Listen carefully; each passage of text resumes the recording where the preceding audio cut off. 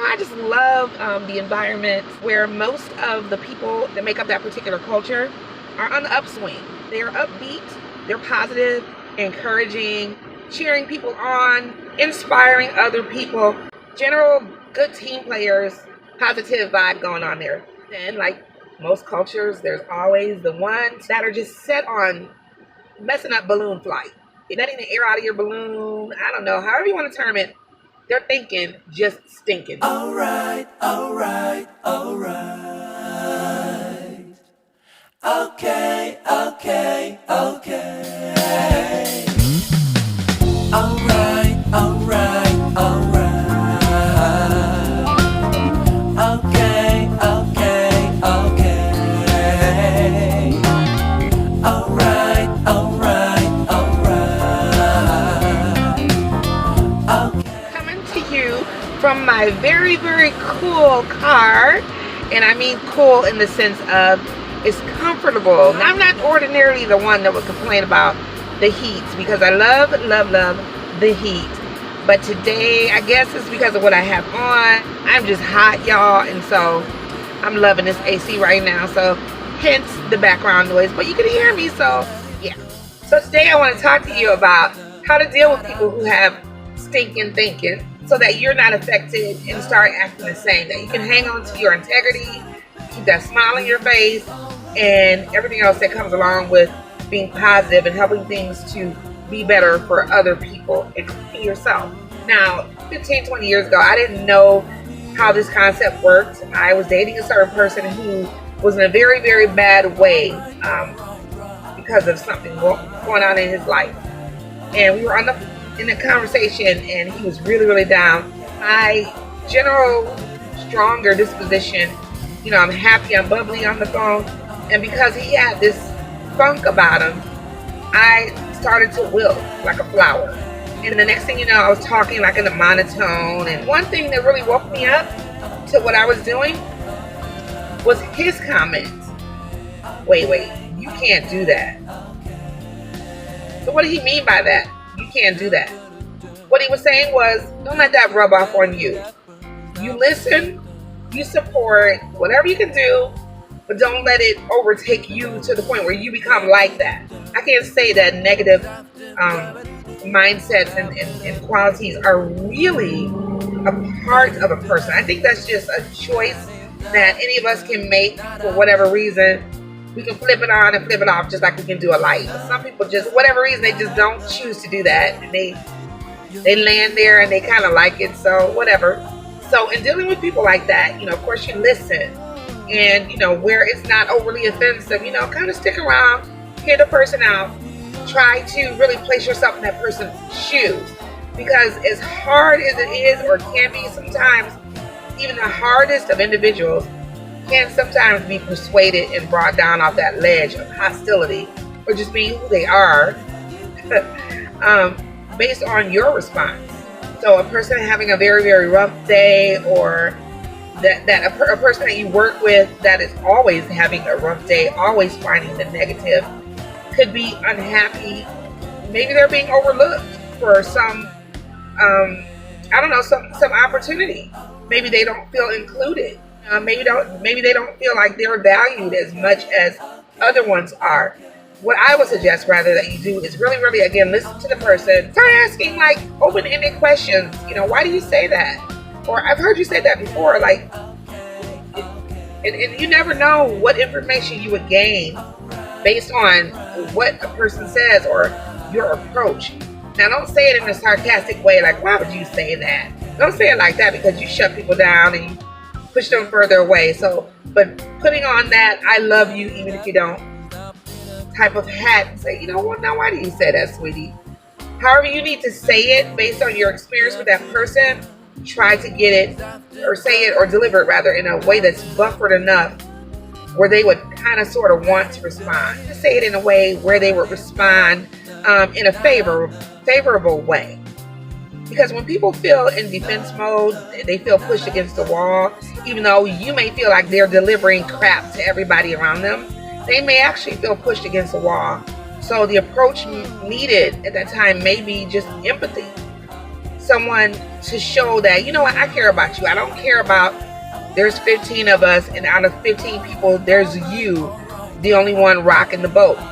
For you to show them that out of all those 15 people, they still matter to you, that will go a long way. From experience, what I've seen is a person like the negative person or the person that's the pessimist within the culture, they've gotten so used to being rejected based on their ongoing bad days or ongoing stinking thinking, if you will. They're so used to people avoiding them, not wanting to be bothered with them, what have you. And so it just compounds things. But if you break that cycle, even if you don't want to, if you break that cycle and show them something different, then you get something different. And even if they don't show it right away or show other people, trust me, they're going home thinking about what you talked about if you approach it right. Because there's no blanket. Everybody's an individual, right? Like, we can't use a blanket expression, a blanket approach, a blanket technique. Everyone is an individual. And so it's important to study a person and really, really know before we really start opening our mouths and try to make things right or try to affect positive change. Another idea is maybe to invite the person to lunch or buy the person something. Get them a donut or whatever. Make them see that they're valued. Because again, when people don't feel like they're valued, even if it's not true, that affects how they act. So even with everything that they've done or perhaps said or ways that they've made the mood sour, just little acts of kindness like that will go a long way as well. And they'll start to come around when they start feeling like they're a part of, rather than just, oh my gosh, nobody likes me because I've been like this for so long. Another suggestion is making a person feel important. Now, mind you, I'm Nia, okay? I try to be humble. I'm nobody's angel. I'm not perfect. I get it wrong a lot, okay? I'm not an advice columnist. I'm just a person with a big heart who wants love and change in this world to go forward as far as it can. I think it's like really important. Make a person feel like they're needed. Yes, even the pessimist, even the person that's the Debbie Downer, the general, make that person feel like he or she is needed. Go to that person.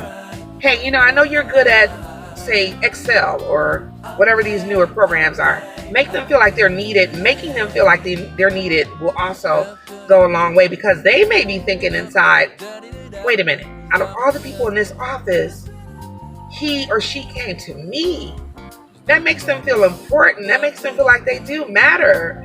Not that they're just this person that's just there because they messed up with their attitude and their disposition and their treatment toward other people. That makes them feel like, wow, they really do like me. They really do care about me. They see me.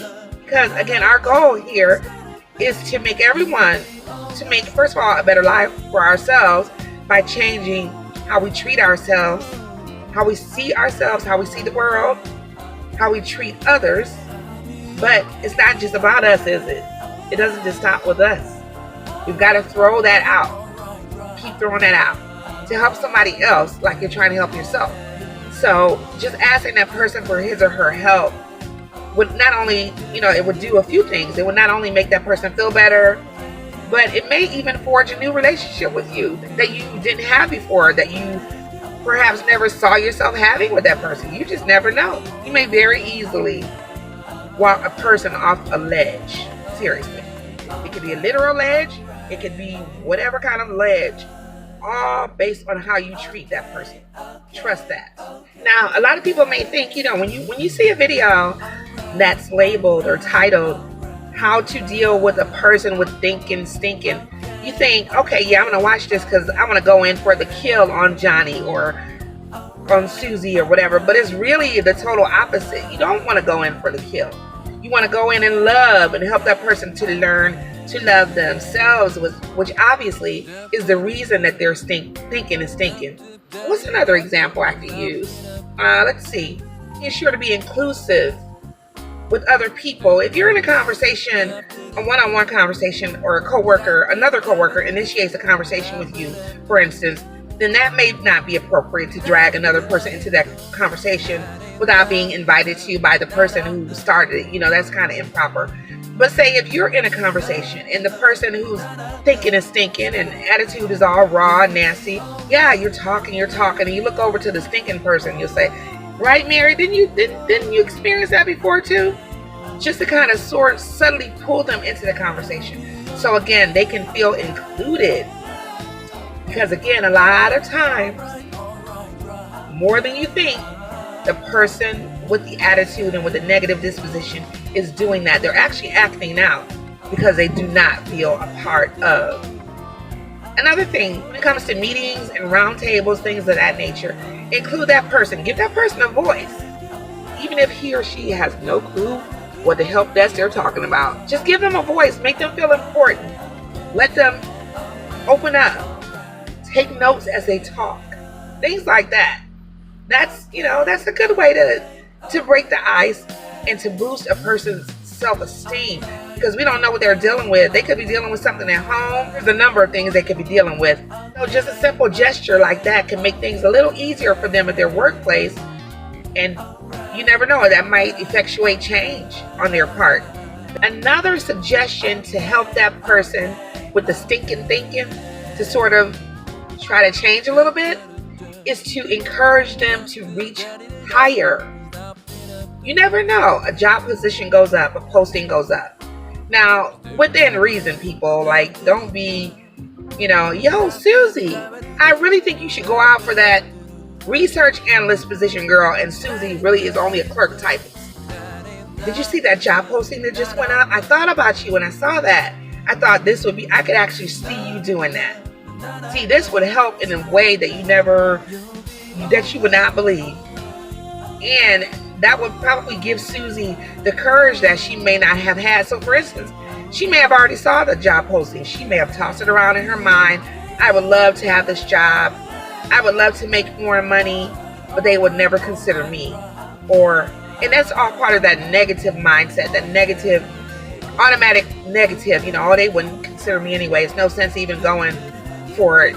But you being the person to encourage that person, to encourage him or her to go for it, may be the deal breaker. They may actually try to go for it. The whole goal is to just effectuate change, try to help people feel better about themselves, better about where they work, and to try to get the whole culture to be more on a united front, rather than all this divisiveness that we know that goes on in especially political environments like I work in. Whatever we can do to try to help, things get better, then we should try to do that, because politics ain't no joke, y'all. It's all kind of isms all up in the workplace when it comes to politics.